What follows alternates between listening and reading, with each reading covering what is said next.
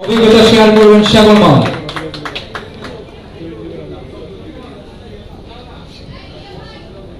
আসসালামু আলাইকুম। আমার আজকে একটু শরীর ব্যথা খেলার কারণে, সরি।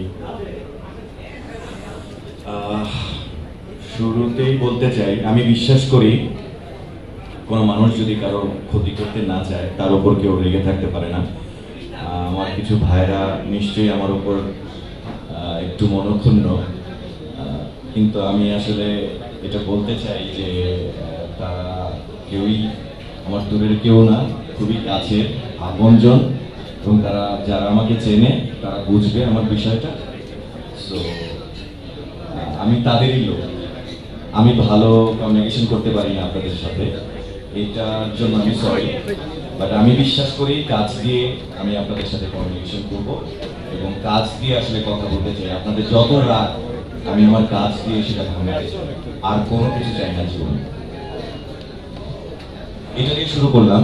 আর ফ্যাক্টর কথা আসতে গেলে, আসিফ ভাইয়ের সাথে প্রথম যখন আমার বাসায় মিটিং করি, আসিফ ভাইয়ের সাথে এর আগেও আমার কাজ হয়েছে একটা ছোট্ট একটা কাজ, তো ওই কাজটা দেখে আমার ডিরেক্টর হিসেবে তাকে ভালো লেগেছিল এবং তারপর ভালো ফ্রেন্ডশিপ, তারপর ভালো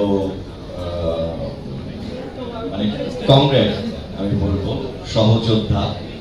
তার সহযোদ্ধা আমি সেই হিসেবে বিভিন্ন বুদ্ধি পরামর্শ থাকলে আমরা ডিসকাস করতাম। যাই হোক, তো ফ্যাক্টরা ওই যে বললো সবাই যে একটা টাফ টাইমে শুট হচ্ছিল, ওই সময় আসলে শুট করাটা আসলেই টাফ, কারণ চারিদিকে যেভাবে ঝামেলা শুরু হয় ঠিক ওই সময় আমরা ঠিক তার পাশেই শুট করি। চারিদিকে যখন দেশ চেঞ্জ হয়ে যাচ্ছে ঠিক ওর মধ্যেই আমরা শুট করি। চারিদিকে যখন বন্যা শুরু হয় ঠিক তখন ওর মধ্যেই আমরা শুট করি। যখন ডাকাত পাহারা দিতে হয় আমাদেরকে দেশের জন্য,